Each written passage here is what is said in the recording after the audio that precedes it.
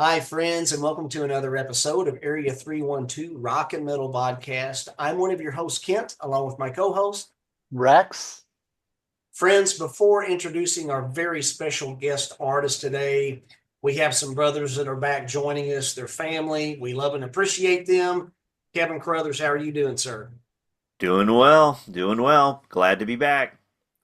Glad to have you, friends. You know Keven from having been with White Throne Magazine and Heaven's Metal Streaming Radio and still with Heaven's Metal Magazine online. So it's great to have Keven. Jeff McCormack, how are you, brother? I am hanging in there, doing great.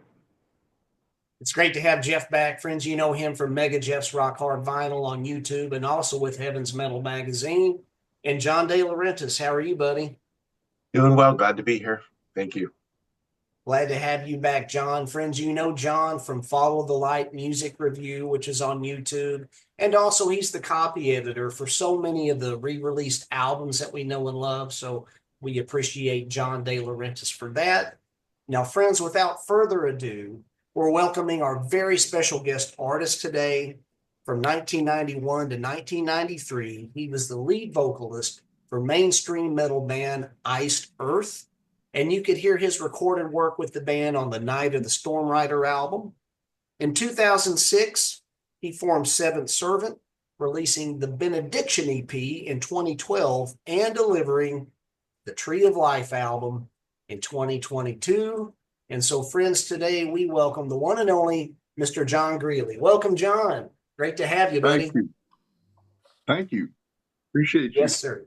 Thanks for the honor. And, you know, John, with all the artists that we appreciate and respect, we always find it, as we try to learn more about them, we like to start off at square one. We find that the best place to start. So I'd like to ask, was there music in your home growing up, whether blasting from the radio, or maybe you had family members who perform music? I had family members that performed music. My dad was a piano player. My mom was a singer. My whole family sings and harmonizes. I got three sisters. We all sang in church, and we had sang as a group in church. So I've had music around me all my life. My uncle Dell, that was like a second dad to me, he played the trumpet, the piano, the accordion, song service leader. So yeah, I've had it around me all my life, just to be honest about it. I'm a Pentecostal. Very cool. Very cool. So let me ask you then, regarding some bands or artists, who might have been some bands or artists which influenced you for music? Oh, just all the big ones, growing up. I started out really with Glenn Campbell and Roy Clark and those kind of guys that were good pickers, and I really liked that stuff. And then as I progressed, I got into the Beatles, and I listened to the Beatles, and then I'll just tell you, I fell right into Kiss. I fell into Kiss, and I really fell into Kiss and Aerosmith, Black Sabbath, Blue Oyster Cult, Ted Nugent, all those guys, all the main influencers. And I mimicked them all. I played in bands and did a lot of cover songs for many years, played in many clubs. So that's how I got into it. Musically speaking, those were the good bands. Everybody you mentioned, I'm like, right on. That's the good stuff. Oh yeah. Well, that's the reality of it, and everybody held each other to that standard. That's no longer there anymore. But there was a standard people cared about. Doesn't seem to be anymore, but I still live kind of by it. One of my first concerts that I'm any recollection of was Roy Clark, but I can't say that it was voluntary. My dad liked Roy Clark. Oh, I bet he drug you down there. Yeah. So I grew up watching Hee Haw, and so Right. And Lawrence Welk. So we got two sides there. But Right. I don't remember anything about the Roy Clark concert, but I remember after the concert we met Roy Clark. My dad is holding me in his arms, and Roy Clark signed his autograph on the back of my hand. I had no clue who he was, significance. Oh man! But I remember. I still remember that. He was such a wonderful person. I've heard so many good things about him. Yeah, he was just a down to earth guy, but man, could he play! Amazing. He could sure play. He played a mean guitar, man. I still don't think there's anybody better than him. Oh, I'm yeah. crazy though. You know, it's funny. Some of the I can remember at our courthouse here in my local town every Saturday. Now, this is back in the '90s. I worked at a Christian bookstore, and right across the street from the Christian bookstore was the courthouse, and all of the senior citizens back then would gather on Saturdays, and they just have a picking and a grinning. And you Right. talk about, it wasn't my style of music, but they could flat out get it on their They instruments. play. Were They know how amazing. to play. Yeah. They really do. It's Mhm. unbelievable, honestly. Where I live in Tennessee, there's a lot of that. That's it. Up in Oh, the hills, they have this ramp festival, and we go to the Ginger and I go to the ramp festival. There's just all old hillbillies that live way up in the nowhere, but man, they break out the instruments and start to play. You just can't believe how wonderful it is. It's unbelievable, really. But there's nothing else to do but sit on the porch and play your banjo. You get good at it. That's right. John, let me ask you, you were talking about your influences, and you know, it got us on this path of all the good music and stuff, but some of your, maybe your first band or your early bands, what were some of the names of them? And I'm going to guess that the style was akin to early Kiss or Aerosmith or Black It Sabbath. was. It was. My first band was Sin, Syn. So yeah, there was that. And there was a lot of Kiss influence. We played a lot of Kiss songs and Aerosmith and just all that stuff. Ted Nugent, like I said, and Bad Company, and just all the stuff everybody played at the time.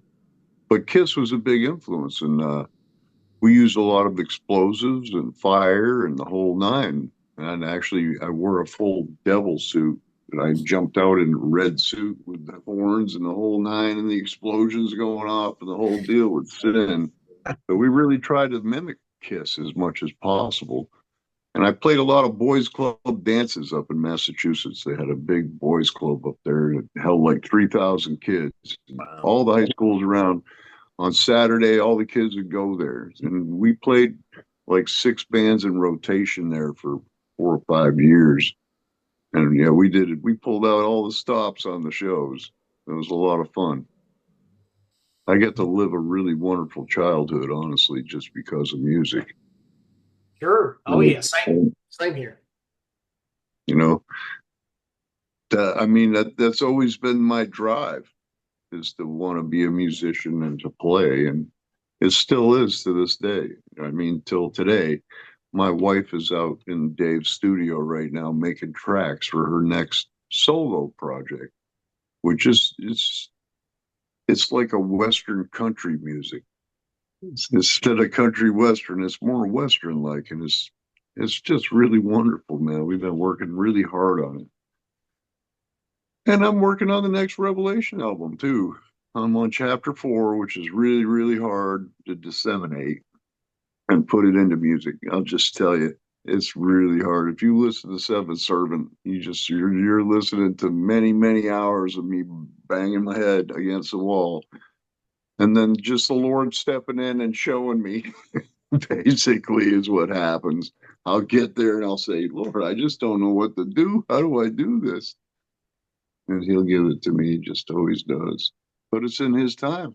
I can't rush it. So everybody's like, yeah, you got to put it out as quick as possible. I'm like, you tell him.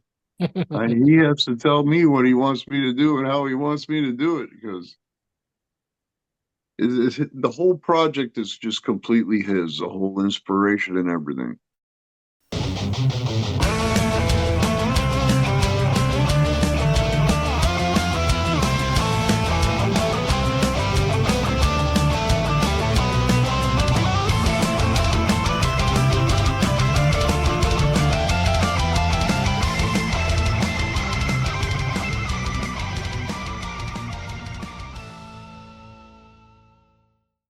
Let me ask you, I'm going to put the cart way ahead of the horse here, but since you touched on something, I would like to ask, what is Seventh Servant currently working on? And you said Revelation chapter 4.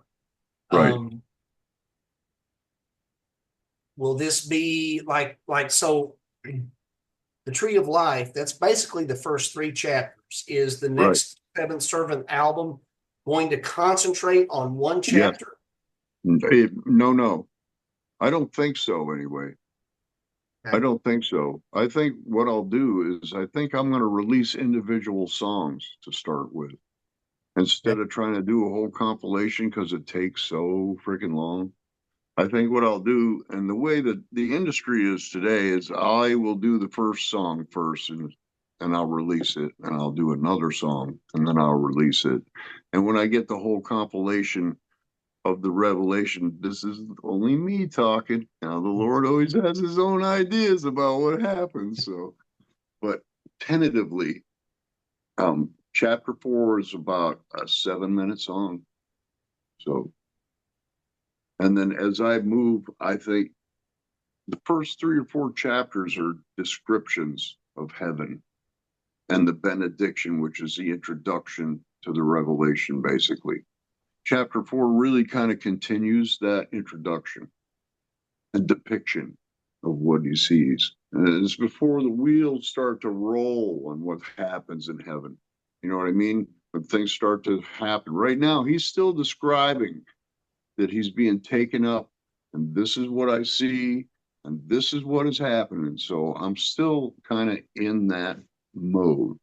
All right. So when I move into the more doomy parts of the revelation where things start happening that aren't good, that Jesus starts doing, then the music is going to become more doomy, I believe, and more slow. I don't know. But for now, it's going to be still more like Iron Maiden stuff. This next song is very Iron Maiden-like, very Iron Maiden-like. It's the only way I can really describe it. That's what's coming across to me. So there's no other way I can really describe it. It's just kind of like that. Steve Harris, like if Steve Harris wrote this next song for me, that's what it sounds like. You know? Let me ask you then, John, regarding the new Seventh Servant material. Do you have any working song titles you could divulge, or maybe a working album? Yeah, it's going to be The Sea of Glass. Okay. The Sea of Glass is the next one coming up. I believe that's Johnny talking. By the time it washes out, it may be something different, but tentatively, it's going to be The Sea of Glass. Before his throne, there was a sea of glass, like crystal. So that's a pretty big statement, right? Kind of like in the middle of that whole chapter that I isolated. I've already got an artist working on the throne depiction. And everything's AI nowadays, so everybody throws these AI depictions of God at me, and they're just not coming up to my standard, basically. The Tree of Life was drawn by an artist in Germany, a lady that devotes her life to drawing, and you know what I mean? It wasn't computerized. So I was trying to get her to make my next record. I don't know if she'll do it or not, though. Yeah, I love the cover to that. I was very happy that it was an actual artist that did the cover for the Tree of Life, and it wasn't AI, because it makes such a difference. Right. Walking into this world now, you almost can't tell. And another thing is my drums are all real, 100% real. I spent a lot of money to record real drums. So anybody that says my drums aren't real, they might be mixed a little too loud in the mix, which we will come across. We'll fix that later on when we remaster that. Drums are never too loud. Sorry.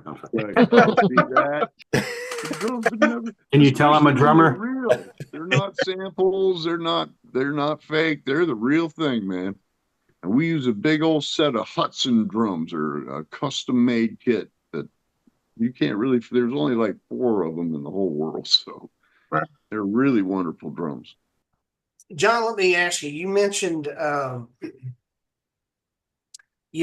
art and not using AI. And number one, I want to thank you for that, because, you know, it's, to me, there's nothing like real artists. Yes, we were designed by the creator to be creative, and exactly. And here we are. So I'm also a firm believer that a great cover illustration it's the first thing you encounter with an artist's work, even before hearing it. A lot of That's times right. you see the cover. People hear with their eyes. Right. They And I do. hear with mine. Yep. I would, I want to note the album cover illustrator. I believe the illustrator's name was Ash Corvita. Yes, sir. Did you commission this piece, or I did you did. have to locate this? No, I commissioned it. Nice. I commissioned it actually. She made another picture for me, and she said, I have this other depiction of the tree of life that I drew too. I don't know if you'd be interested. It's the Egyptian Kishkanu is what that is called. The way that the palm tree is depicted as the tree of life. And I said, I'm very interested in that. She said, well, I will sell it to you if you want me to sell it to you. And so I purchased it, and I purchased it probably 3 years before I used it, and just kind of had it in my archive and didn't know exactly what I was going to use. So I came across it again, and the good Lord, how he is. He said, that's what I want. I gave it to you for, use it. So that's what I used. And that's what that is. That's called Kishkanu. She drew it. She's an amazing artist. She's real reclusive and different and strange, though. She's Sure. I don't know how to describe her, but I've asked her several times to do the next record, and she says she's too busy all the time. So we'll see. We'll see what she does. I had a Raphael Tavares Grip is his name. Mm-hmm. He's the one that's working on the next rendition of it. Nice. But he also uses AI. But I told him I really don't want an AI picture, so maybe he will render me something that's not AI. I mean, the stuff he sent me is created in AI by him. He's an artist at using AI. You know what I mean? That's a new art that's coming along, basically. But for some reason, AI wants to put God in a little tin chair in the middle of a room, and he's an old man with a beard, and AI can't seem to move away from that.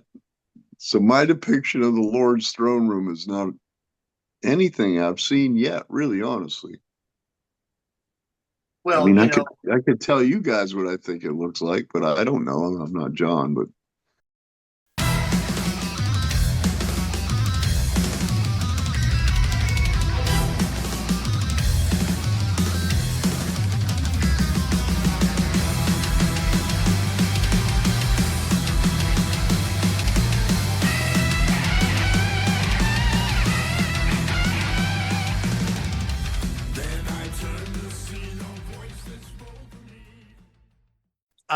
you tell me what you're seeing here, John. Does the eye in the verdant tree here, is that kind of a depiction, and then hovering over the water? Is that a depiction of God? And then yep, absolutely. And the serpent underneath. Yep. Is that the adversary? It is. Okay. Absolutely. Well, I've interpreted correctly then, and so it's a beautiful cover. Now, I also, and forgive me if I'm mispronouncing the name here, but I also want to honor and recognize the wonderful, wonderful band logo from the late Rebecca Smith. Is it Dodona? Yes. She did a marvelous job with the band logo. Was she a personal friend to the band? She was a personal friend of mine. And she did a lot of stuff for my daughters and for our family.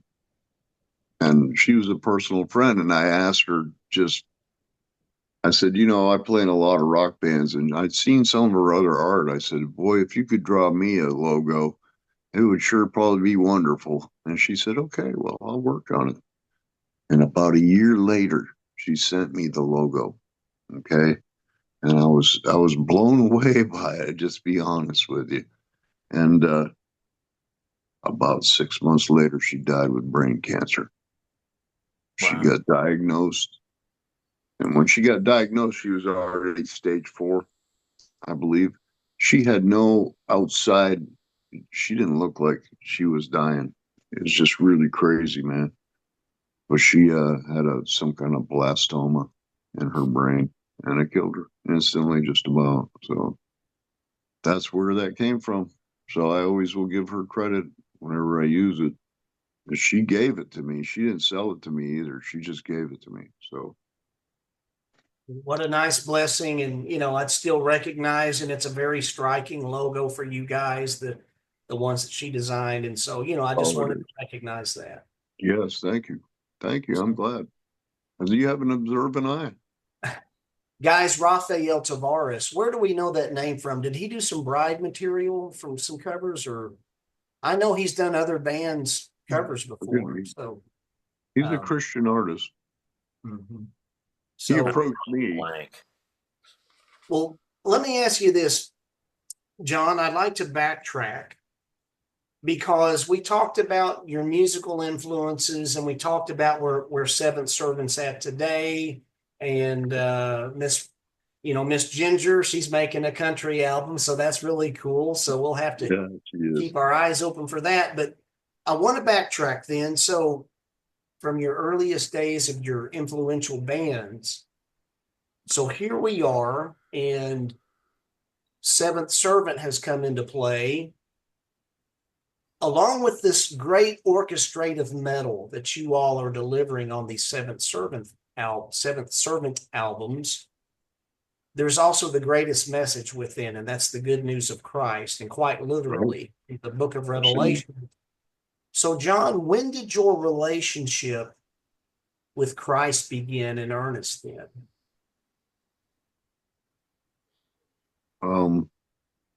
This is one of the hardest ones for me. So, I've been a Christian since I was about 10 years old. So, like every Christian, I rise and fall and rise and fall. I get back up and I fall down, and I get back up and I fall down. And I still continue to get back up and fall down. I don't do it as often because it's painful. But I guess 2006, 2007, I went and got rebaptized again. And that's kind of when the Revelation song occurred to me, because I wasn't even playing. I was pretty much done with music. I'd been playing since I was 14 till I was 32. And, I made it to the top or whatever, but it was still very unfulfilling. I was pretty much finished with it. And you can't be, though, because once you're a musician, I learned that you can't completely ever walk away from it. But a lot of my friends have, and most of my friends have, and most of them have put the guitar under the bed and never pulled it out again. So I'm the only crazy one that keeps going on with the dream, He really, the song, The Revelation, that you hear on that Benediction CD over and over, is played in my head. That song just played in my head constantly. So I was like, I got this song in my mind I can't get out. And that's what it was. It was a revelation. And then he basically told me in my spirit that he wants me to use my talent that I have, and not to sit on the shelf or not to bury it, but to go ahead and use it for his glory. That's really when the revelation started again. And I just have no interest in playing any other secular music again. That's what I've found. I have no interest in doing it at all. I'd probably rather, I don't know, raise my chickens, hang out in the woods, something, anything, but play in the bar again every night. I sat last night and listened to a bar band play down the road from where we're staying at. They were so loud you could hear them for 2 miles. So glad I broke free from that. I'm done with it. So it's up to the Lord what happens with the music when it comes out, what songs come out, what happens, what's decided on. All I know is when he'd send me a picture of God sitting in a little gold seat, he said, that ain't me. That's a joke, man. So I can't put that on the record. If I showed you this album cover, you would just say that is the most awesome thing you ever seen. It's all AI. It's all really highly manipulated AI, and it's amazing, actually. It's really hard for me to say no to it, but he laughs about it, so I don't know what to do, you know. But I guess he'll send me the picture when he's ready. But I see God on like a mountain throne with big giant sardis stones, like big giant stones. And an amazing giant human being, massive. I don't see a little teeny old man, a little tin thing with the long beard like Fu Manchu. I just don't, man. That's not the God that created this universe. Come on, man. Give me a break. Well, it's pretty That's interesting. a lot to ask for, isn't it? Well, here's the thing, you know, and just discussing. I've been really, over the past year, been really laying thought to this. Now, you know, Yeshua is the visible image of the invisible God. And the Bible's very clear.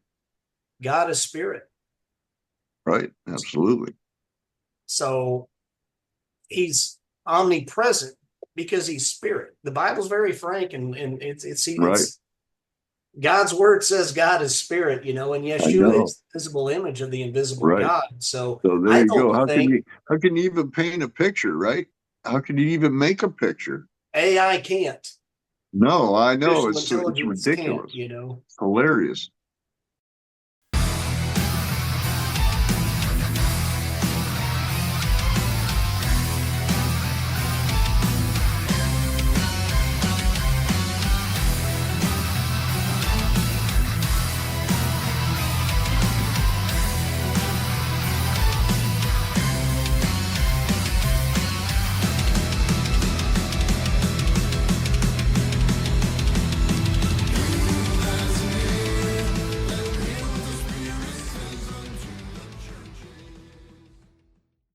I love deep conversations like this, man, because I love to pick other Christians' brains, especially guys that are into heavy metal, Christian metal. You know, it's a whole new genre to me, and everybody in it is all kind of new to me. And I hear the names and I see the faces, you know what I mean? And I'm meeting everybody eventually that's in the Christian genre that cares about it. So it's pretty neat. You're in good company because Keven and Jeff and I mean, we've all loved metal for a long, long time, but Keven and Jeff, and I know a little less about you, John DeLaurentis, and your history, but I know you know your history. But Keven and Jeff have been doing this for as long as I can remember. Long time, Christian journalism. Right. They care about Christian metal. That's what's cool, man. Yeah. Well, here's the thing. There's no right or wrong regarding music, but I always contend, you know, the Father of the heavenly lights is the creator of every good and perfect gift, and music is one of his gifts. And El Shaddai, the Almighty. In fact, you even have a song, the Almighty, song number 2, El Shaddai. Great song. The Almighty. That's a great name too. I love that name, El Shaddai. Yeah. Doesn't the Almighty, I mean, metal is such a mighty music, is it not? It is, absolutely. And it fits perfectly with so much, you know, if I may say, and I'm going down a rabbit hole because you kind of gave me permission, John, but there's a lot of beauty in the Bible. I mean, God is love. It's of utmost beauty, but there's also a lot of, quite frankly, it's a rated R book. That's absolutely rated There's R. a lot of violence. There's a lot of turmoil, mostly because of man's sin. And reality, yes. When Yeshua comes back and once and for all, you know, in Revelation, cast the Revelation 20:10, the beast and the false prophet and the devil in the lake of fire. There's a lot of stuff going down, and boy, metal sure does describe it really well. Yeah, what else does? What else describes it like that? Gospel music, pop gospel music. Come on. Yeah. Actually, you know, I really like some gospel music. I went and saw the Kingsmen sing the other night. if my wife bought me a ticket, she's like, "You are gonna love this," and I never really loved much of anything like that. She's like, "Oh, I'm taking you out to this date tonight," and I was like, "Okay, whatever." Dude, she took me to this little church out in the middle of nowhere, and they had the Kingsmen. These guys bring heaven down, dude. They literally bring the Holy Spirit into the church. They sing so magnificently. You just get chill bumps all over your body. I just couldn't believe it. There's probably less than 100 people there. And they just really sang. They rang it out, man. Holy cow. I forgot. What a true quartet of gospel singers could really do, man. And you know what? They're heavy metal. They really are. They just don't know it. You know what I mean? They bring that power, that feeling, that excitement that metal has. They really do. They bring it, man. It's hard to describe it, but there's such a parallel to that. It just blew me away. And this has been recently, so I'm still kind of reeling from it. I don't think I've been that blown away by anybody for a long time. I know one metal gospel singer. His name is Russ Taff. Okay. That man can bring it. He brings it. Russ Taff. He's the man. Russ Taff. Have you not heard of him, John? No, I haven't. Check out some Russ Taff. Well, he started as a gospel singer, of course, with the Imperials. So, oh yeah, I have got a newfound appreciation for. I never liked that stuff either. When I first got into Christian music, it was metal, but I have recently, when getting back into vinyl, been just buying pop, CCM, and Imperial stuff, and I'm like, wow, the Imperials back in the day, the Imperials were a lot heavier than I gave them credit for. I'm talking pre-80 stuff. I'm like, these guys are wonderful. It's a spirit, isn't it? Yeah. It's a spirit they bring with them. It's a spirit, you could feel it. It goes up and down your spine, man. I mean, once these guys are like, they get their harmonies all together at the end of and they crescendo at the end, and they're all just holding that note, and they're turning purple in their face. And I'm like, holy moly, man. That's like Eddie Van Halen playing Eruption, dude. It's the same feeling. It really is. And that's where that comes from in me anyway, because I've been around that kind of singing in my life. And when I would see a performer like Eddie Van Halen, I feel that same feeling as a spirit as much as there is an ability or, you know, it's just hard to describe it. But you know it when your hair stands up on the back of your neck that you're there, it's happening. John, I'd like to ask, in kind of going chronologically then through your younger days up to where Seventh Servant is at. Okay. Now, from 91 to 93, you were the lead vocalist for mainstream metal band Iced Earth. Yes, I'm just curious, how did your joining Iced Earth, how did all that come to fruition? Oh, I was with a band called Quasimodo.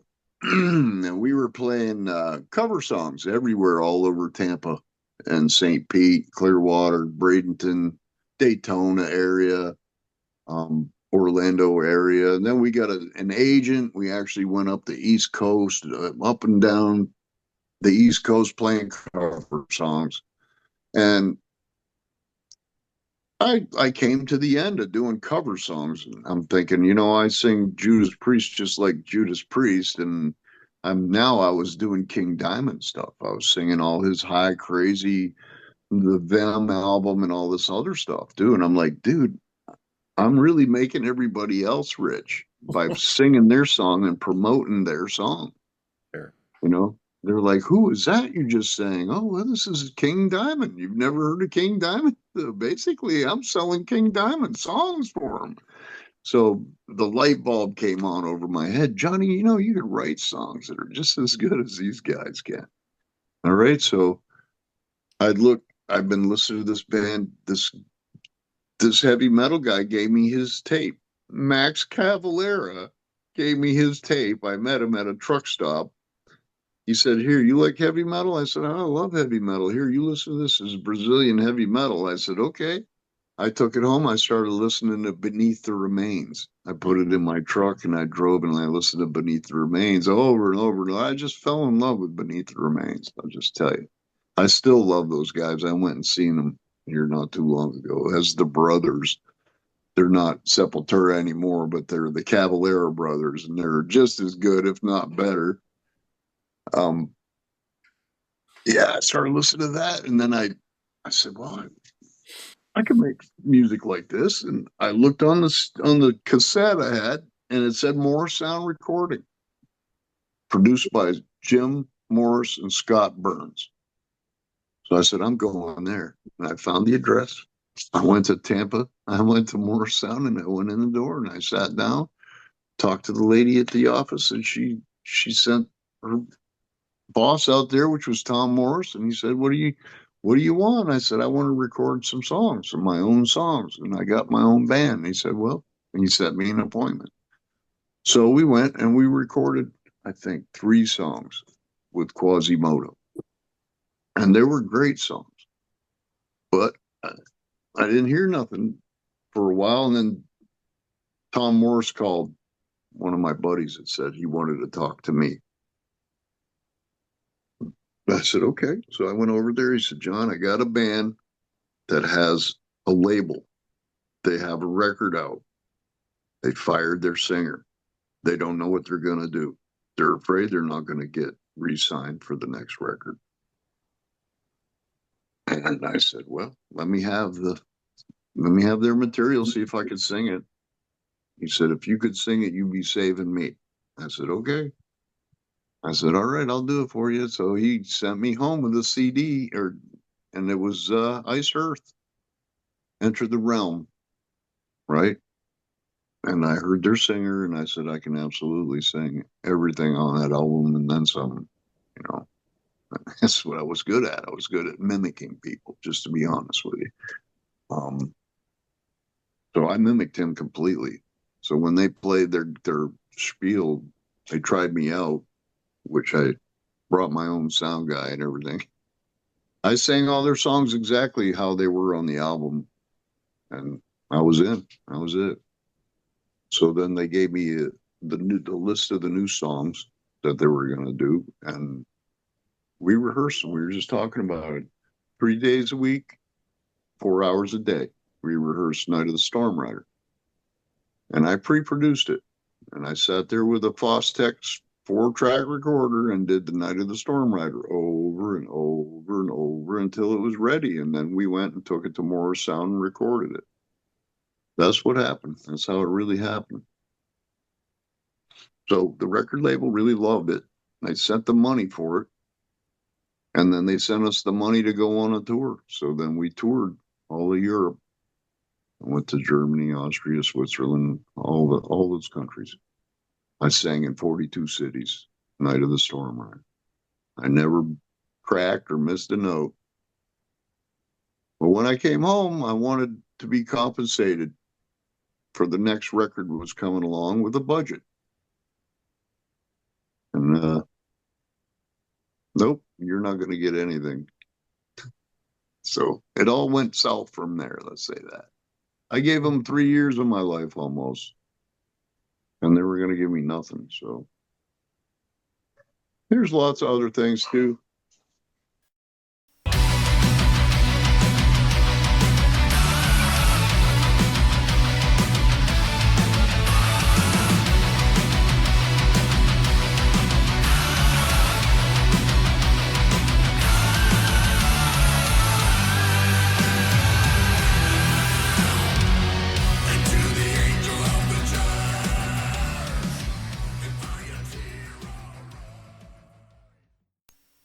So you mentioned after Iced Earth, then circa 1993, after you left, you took a little sabbatical for a while before forming like Seventh Servant.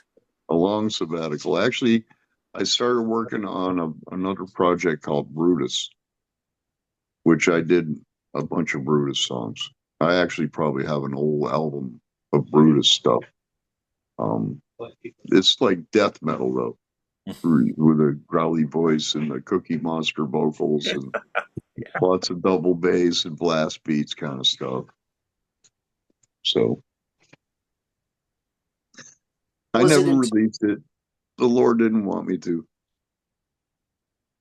Was it in 2006 then? Am I correct on that year that Seventh Servant was founded, shall we say?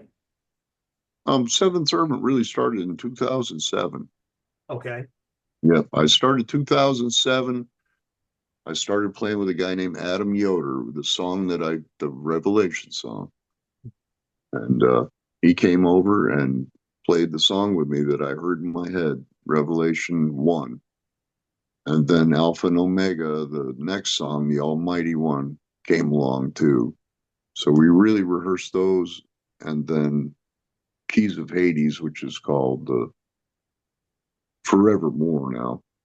Those are the names of the songs before I really named them at the end. Like I said, he changes everything. It starts out what I think and then goes on to what he thinks.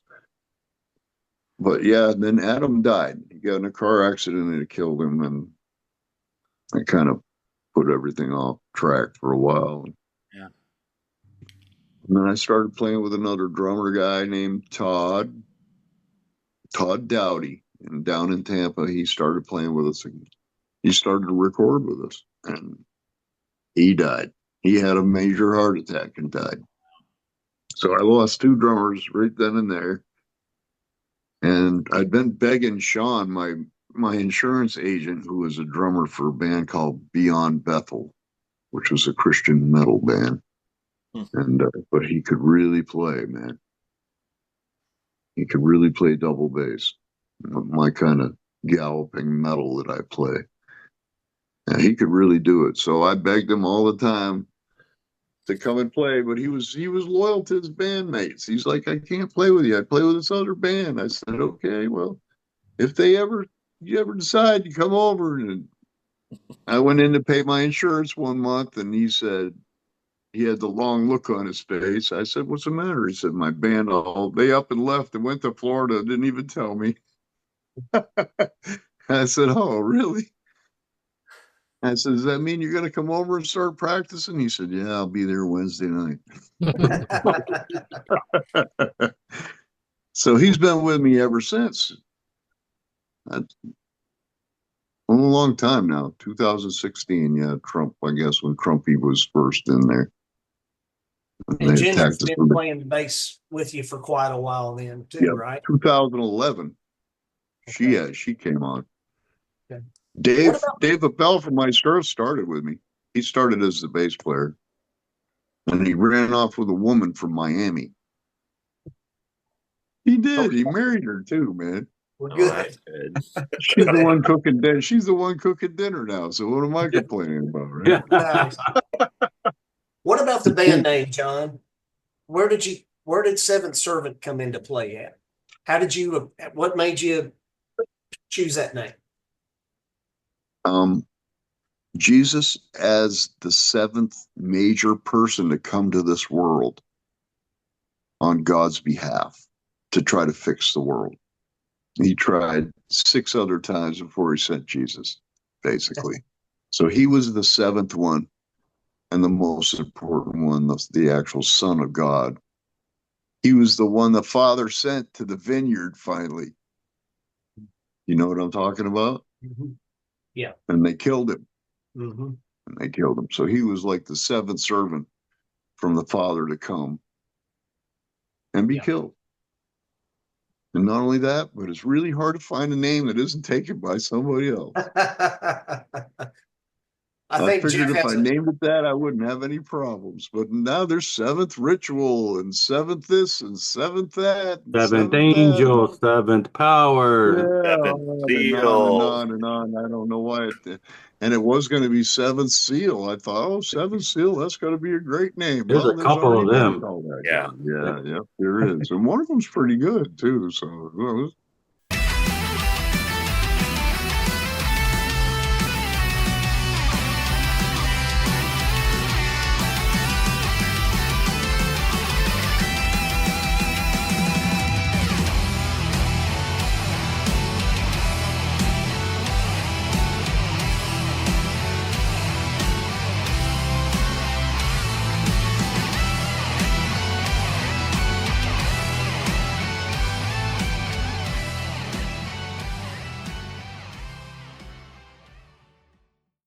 regarding the songwriting process for the two songs from Benediction, you know, Revelation of Jesus Christ, as it was called on Benediction, which is Revelation here, and then the Almighty One. Right. The songwriting process, do you create the music around scripture, or do you try to fit the words of scripture into the music? What I do, and I'll tell you how I do it. I write the verse on the wall in front of me, giant. And then I ask him basically, what are you trying to say here? And then I write the lick to go along with the words, the way the words are. It's really, I don't know how to describe it, but he kind of gives me the melody line and how he wants me to say the words that become, instead of just scripture, I revert it to like normal songwriting. You know what I'm saying? Verse, verse, chorus, verse, chorus, verse, verse, chorus. I try to break it down to where you understand what he's trying to get across is the main thing. If he's angry, the lick is going to be aggressive. If he's not angry, the lick is not aggressive. It's kind of like I try to mimic the emotion that he is using when he's speaking by the kind of music that I write.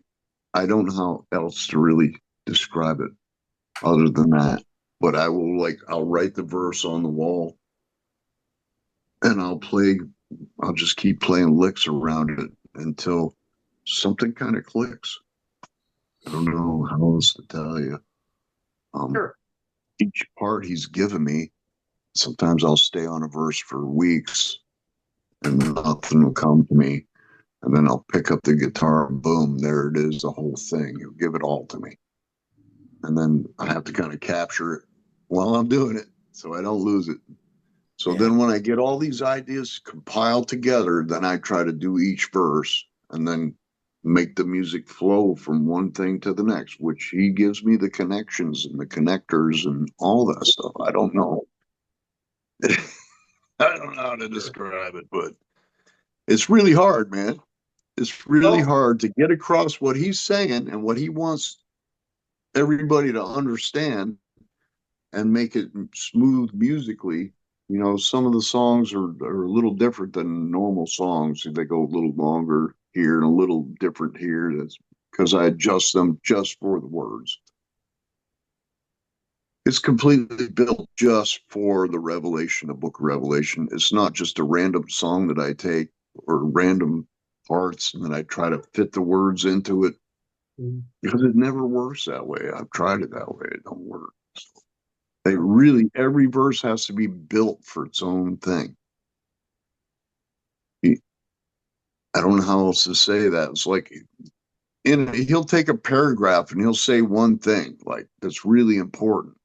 And I try to stress it in my voice, how he would stress it if he was telling you personally. You know what I mean? I know your works. I know where you dwell. I know where Satan's throne is, you know, but you hold fast to my name and you've not denied my faith. You know what I mean? These are the statements that he says, and I try to make them come to life and be real. Like if you were saying it to me or I was saying it to you, I know your works. I know where you dwell. I know where Satan's throne is, you know, but you hold fast to my name. You've not denied my faith. Even in the days in which Antipas was my faithful martyr, he was killed among you where Satan dwells. You know, this is what I have to do. This is where I'm at. And I have to build that whole thing, that whole statement with a musical piece that also projects that statement. And only heavy metal's going to do that, man. The book of Revelation is a serious, serious book. Has very, very serious implications. You're not going to get that from waltzes or happy music. So you're going to have to go down this road. And this is a road that he made me for, I guess. It's either going to be heavy metal or a gospel quartet. Right. I don't think the gospel quartet can even bring it. Not what's coming. That was good for the other books of the Bible, maybe. Not for the Revelation, man. This is brutal, man. I don't even know if I could play brutal enough metal for what really is coming. I'm going to have to hire somebody else even more brutal than I am, you know?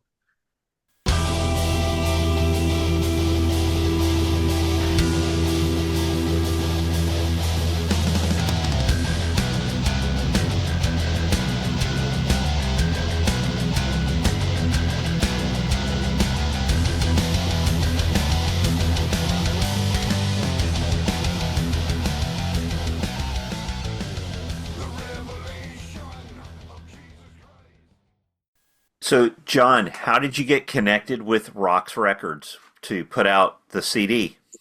Through the McGowans, through Rochelle McGowan Yeah. and Steve McGowan and Weapons of God Yes. people.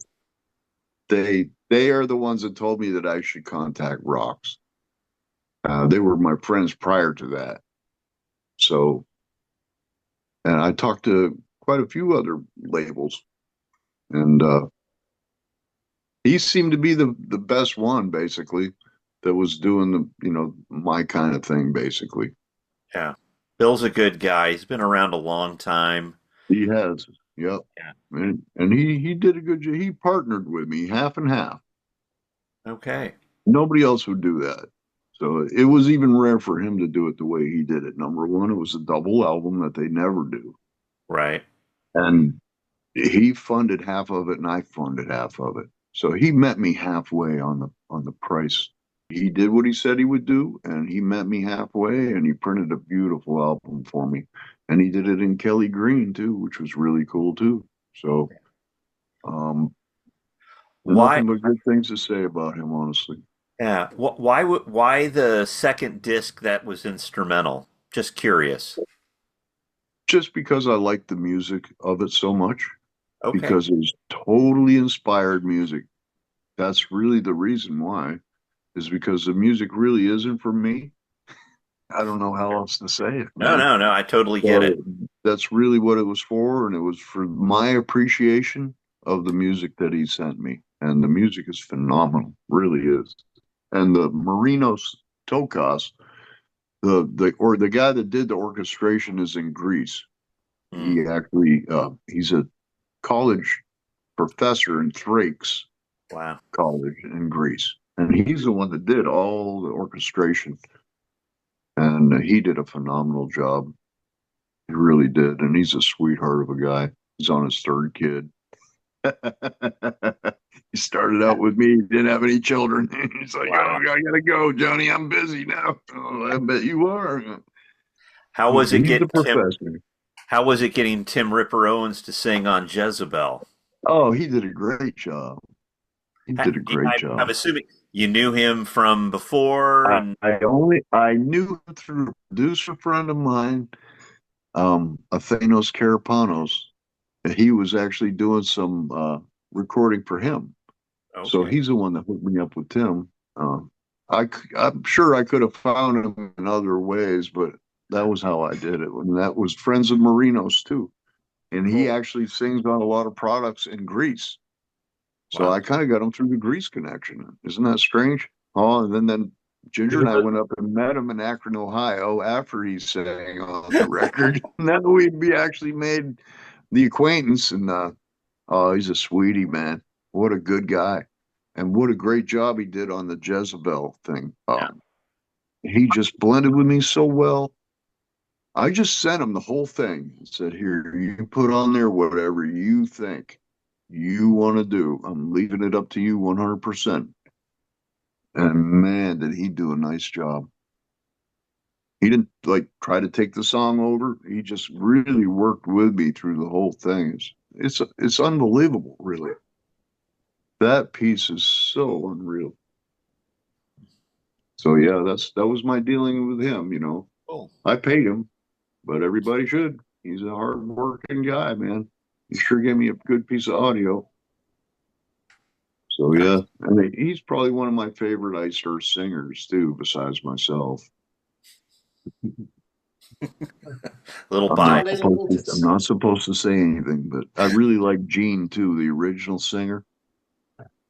He has a strange voice, but man, is he so cool.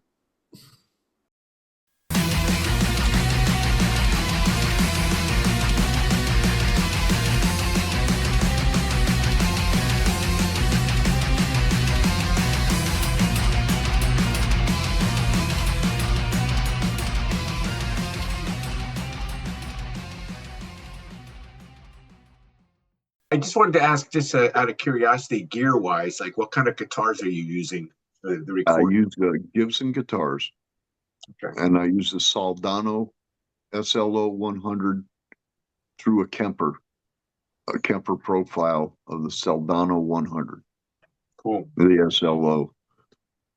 I went through all the profiles that the guy had, and he had lots of them, and that was the sound that I really liked the most. And I still really like it a lot. And so you got the Soldano, and I think I use a Gibson SG and a Gibson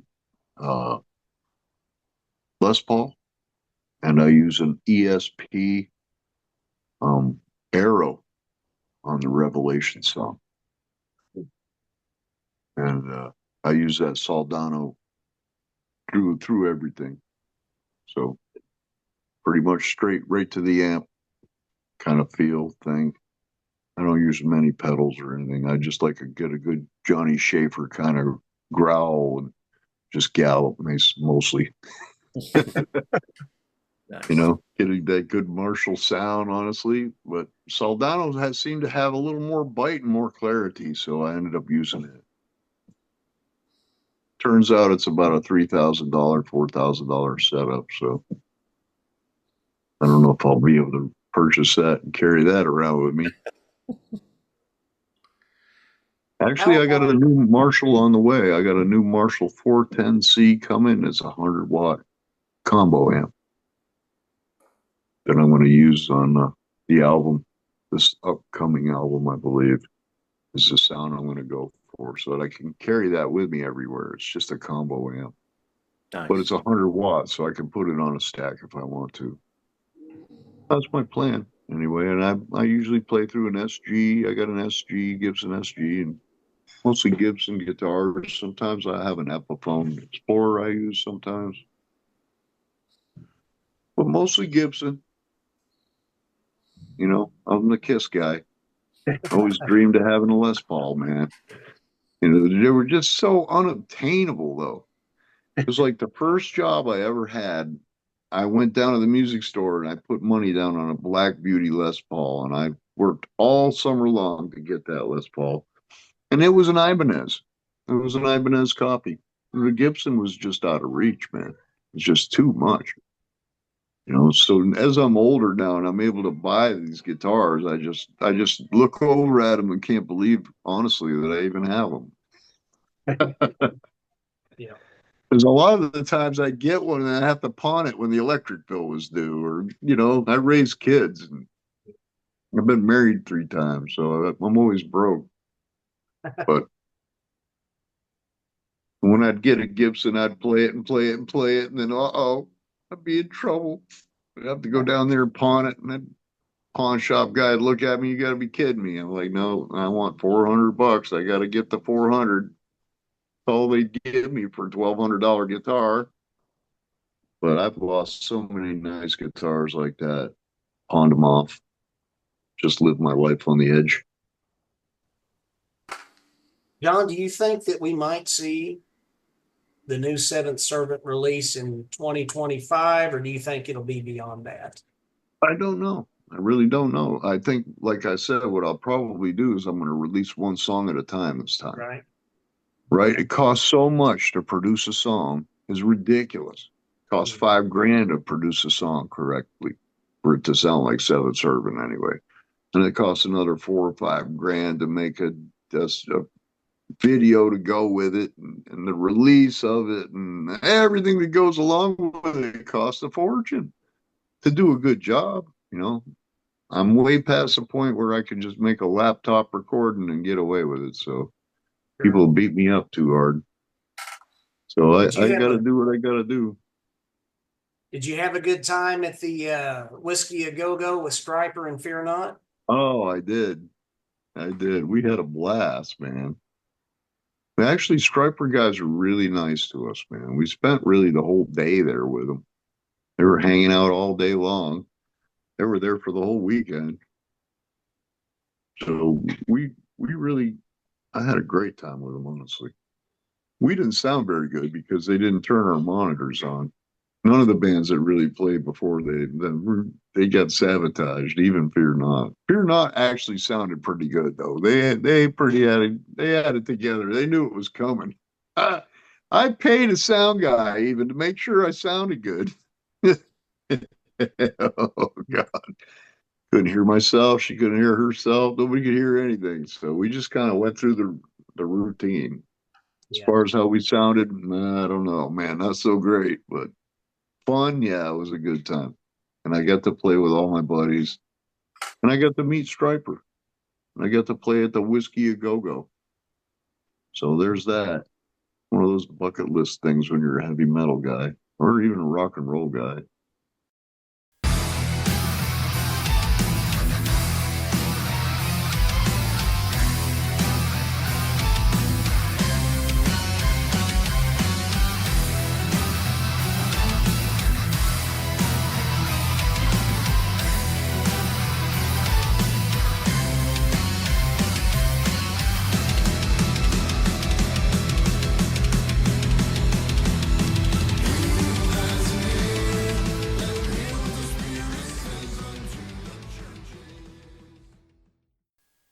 If you could make a brief statement to leave a lasting impression with your fans and with your friends, what would you wish to tell them? That Christ died for them. No matter how bad they are, they're all redeemable. That's about the crux of everything. I don't want to be anybody's judge. I'm nobody's judge.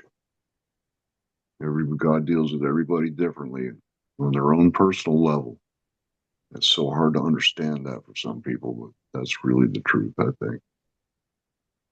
And that Jesus, he gave the ultimate to redeem us back to the Lord so that we can live with him forever, basically, right? He died for all his friends so his friends could be with him forever. Amen. I don't know. That's about it, man. I mean, You know, I hate to be so serious all the time, but I am serious about that, that everybody should have a chance to know the Lord, no matter how bad they are or what they do. It's really hard, though, sometimes. well, Really hard. I was in a discussion the other day, and, if I may just say this, John, all the other world religions, the major world religions, they tell you that you can do all these things to achieve God, Heaven. to be in that same Right. place where God is at. If you just do this or do this or do this or be this, you can achieve this state of Godhood. Right. And, I heard somebody tell me one time, as good as we can be, It as ain't good good as enough. we can be, we can never be holy. Good does not equivocate with holy. Not enough.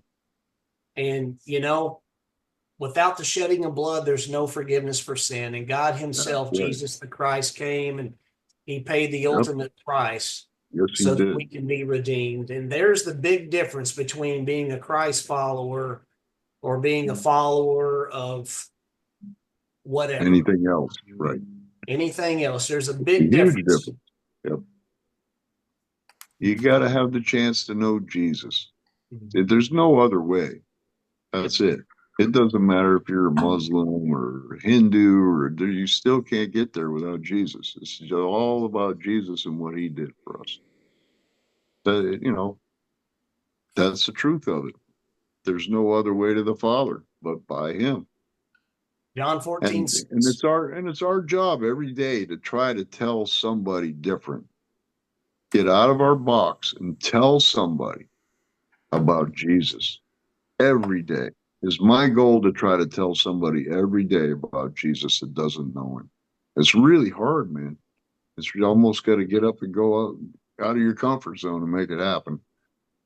But every day I try to tell somebody about Jesus.